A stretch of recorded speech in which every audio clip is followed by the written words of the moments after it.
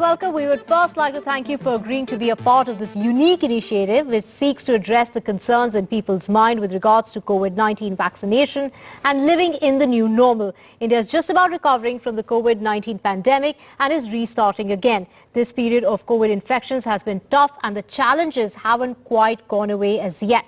The risk of COVID infections continues as we unlock and start to resume our lives. Today we have with us experts to share with you the advice on how to continue living long and healthy with COVID vaccination.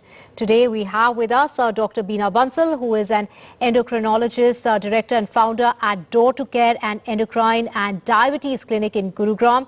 Dr. P. Dharmarajan, consultant and diabetologist and general physician director and professor at the Institute of Diabetology, Madras Medical College and the Government General Hospital in Chennai. Now, Dr. Beena Bansal, to you first. Once a person has taken vaccination, can he still spread the virus?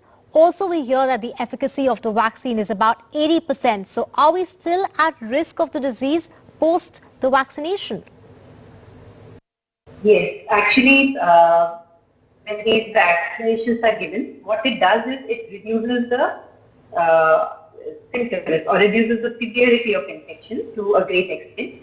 So, vaccine is tested in many ways. One of the things which these vaccines have resulted in is that because the body now recognizes the virus, it puts mount an antibody response quickly, and the severity might go down, hospitalizations might go down, but because the person can still be infected and perhaps in asymptomatic stages continue to pass on the virus to others who may be much vulnerable, who are still not vaccinated and who are at risk of serious illness. Even if you're vaccinated, you have to be careful not to pass on the infection to others who may be vulnerable. So yes, even after vaccination, you can transfer infection, maybe at a reduced rate, but yes. Right. Dr. P. Dharmarajan, to you now. Could you please explain the difference between the two different types of vaccines that are currently available? Are they made differently and does their efficacy and safety differ in any way? Yes, basically we have these two different types of vaccines available in our country. One is the Covishield, which is developed by AstraZeneca and the Oxford University and manufactured by the Serum Institute of India. The other one is Covaxin, which is indigenously developed by Bharat Biotech in collaboration with ICMR and NIV. And basically this Covishield is a live attenuated vaccine, or in other words, it is an engineered vaccine which is manufactured with the help of simian virus, adenovector virus, and which if injected, it causes production of spike protein, which is the most important part of the SARS-CoV-2 infection. And this can instruct or this can induce the immune system to produce protective antibodies so that you become protected against a subsequent SARS-CoV-2 infection.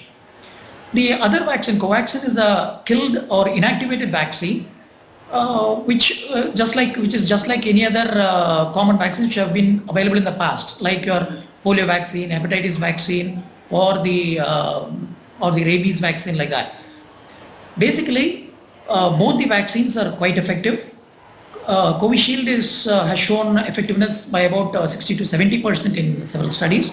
Covaxin has shown an effectiveness of about 81% in the last studies.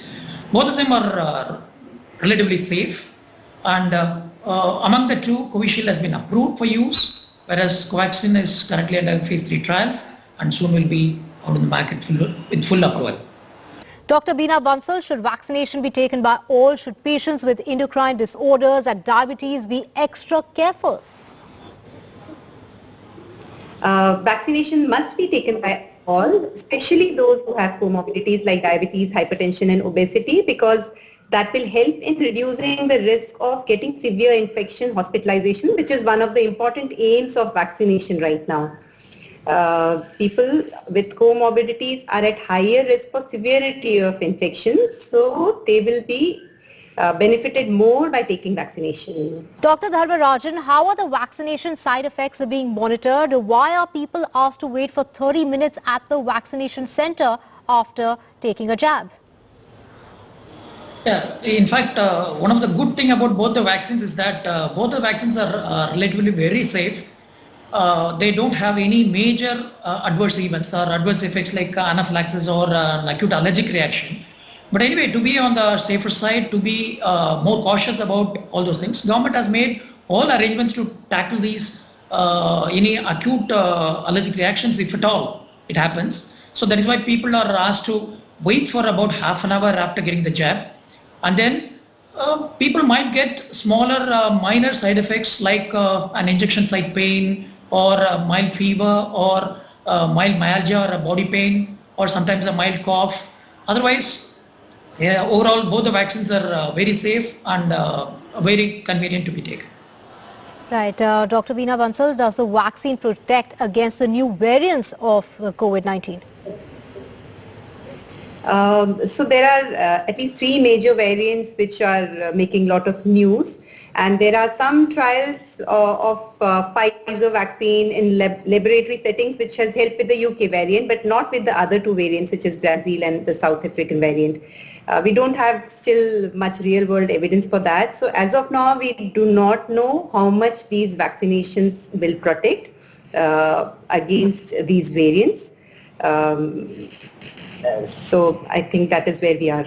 Right. Dr. Dharmarajan, can one get COVID-19 from the vaccine itself? And also, if one has had COVID-19 before, should one be taking the vaccine? No, absolutely not. Because among the 2 vaccines, Covaxin is a killed or inactivated vaccine. It's as safe like the older vaccines, as I told you earlier. So these Covaxin is absolutely safe, and Covishield is also, though it is a live attenuated vaccine, it is non-replicative. So it cannot replicate on itself. So there is absolutely no risk of contracting the infection by itself from the vaccine.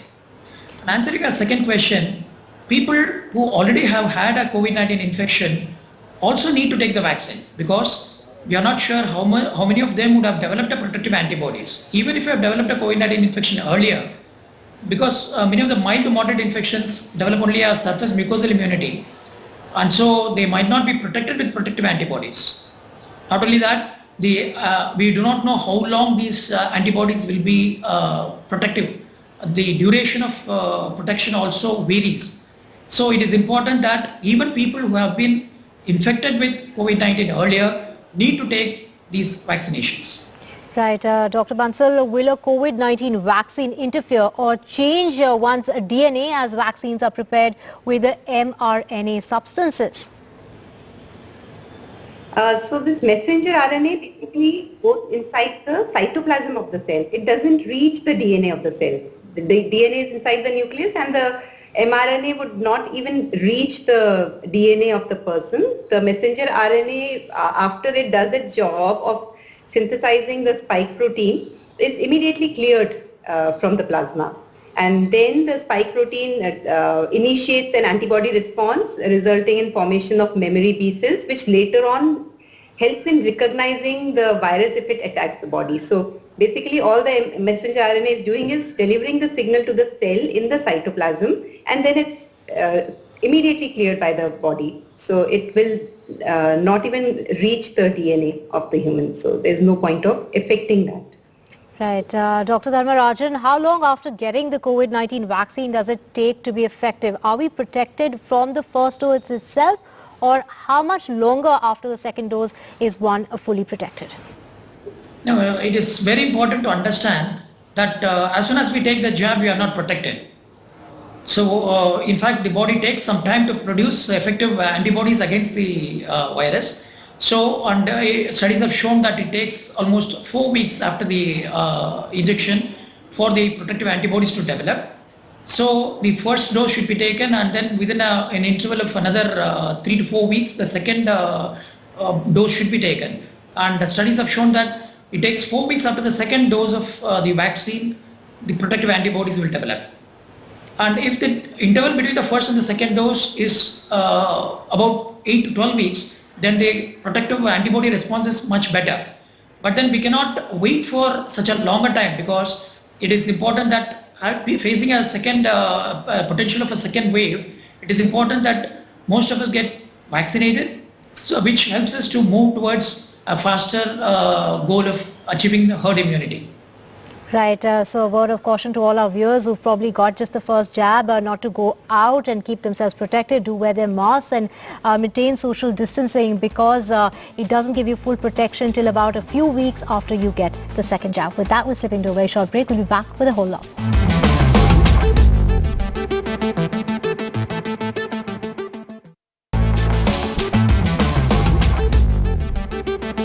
Welcome back. You're watching our special show, Living Long and Healthy with COVID Vaccination. At this point, I would urge our viewers who are in the eligible category to please go and get a COVID shot.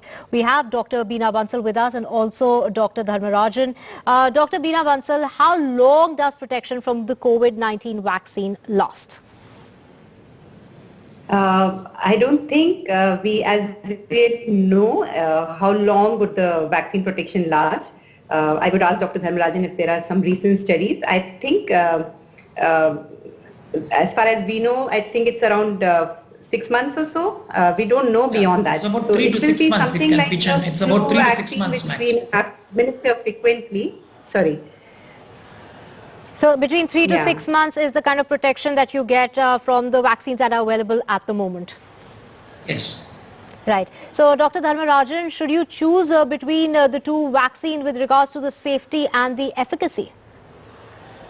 With regard to efficacy, we have studies have shown that there is a very minor variation in the efficacy between Covishield and Covaxin. But then that might be because of the basic method of manufacturing of the vaccine. But then both of them are equally effective as far as the real world experience is concerned. And both of them are equally safe. None of them have shown any major adverse events like anaphylaxis or an acute allergic reaction.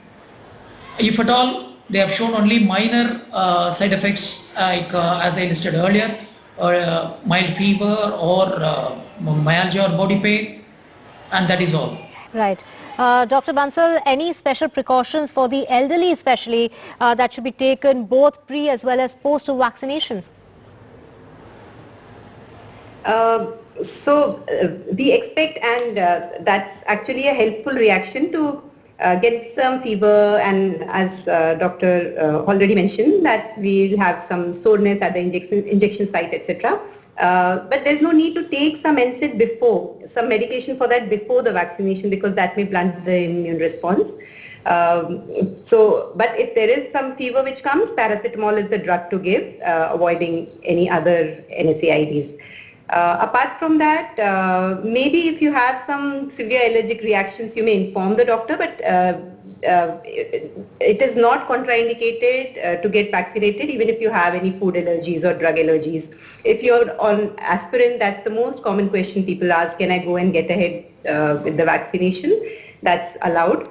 If you had plasma therapy recently in last 6 weeks, that is something which should be taken into account, that if you had COVID infection and you received convalescent plasma therapy, then giving vaccination will not be much helpful at this point, and therefore there should be a gap for that. So a detailed history if you received therapy for COVID infection, and if you have any allergies, you may want to inform, but otherwise, no other precaution is required. Right. Dr. Dharmarajan, what is the post-recovery treatment of COVID-19 patients in the country? So the post-recovery COVID-19 is concerned, what we have observed is there are no definite long-term studies asserting the after effects or the sequelae of COVID-19 infection.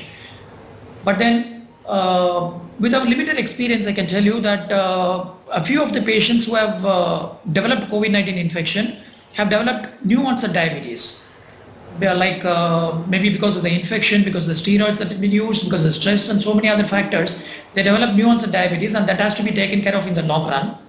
And then some people who have developed a major lung damage, they would develop a kind of restrictive lung diseases in future, might be a possibility in the future. And sometimes some cardiac anomalies or vascular complications, or some of the complications we need to keep an eye on people who recover from COVID-19 infections. Some people who recover from COVID-19 infections have reported a prolonged myalgia or body pain or weakness and tiredness. Otherwise, we have not come across any major side effects or major sequelae of COVID-19 so far. Dr. Dharmarajan, if there's somebody in the house who's already been vaccinated and other people haven't been vaccinated, any kind of protocols to be followed in that household? Yeah, there is no doubt that people have to follow the universal protocol of masking, hand washing and social distancing. Of course, whenever they go out, especially avoiding crowding places and all those things. So universal precautions, there is no alternative for universal precautions. But then within the household, it is better the elderly are already vaccinated, the frontline workers are vaccinated, and between 45 to 60, people with comorbidities are also being vaccinated, and it will not be too far before the other people in the household are also vaccinated. So Right. except for children, all the adults should be careful about getting vaccinated as soon as possible. As soon as they get that done. Doctor, in the United States now, they're going to be testing children as young as 6 months of age and up to about 12 years of age. They are now going to be testing those candidates as well. What do you think? Do children need to be vaccinated? As far as this COVID-19 infection is concerned, we have seen that this infection is not so common as in adults and in children. And even infections in children are not as severe, and they do not develop any kind of a complications, and there's absolutely no issue of mortality in children. So I think it is the adults who have to be protected first, but children could be a major source of spreading the infection. So it is equally important that we find ways to prevent the spread of infection by vaccinating the children also as soon as possible. Right. Thank you so much, Dr. Beena Bansal and Dr. Dharmarajan, for joining us on our special show. And as we end the show, a quick reminder to our viewers to get the vaccine as and when they're eligible. Thank you so much for watching.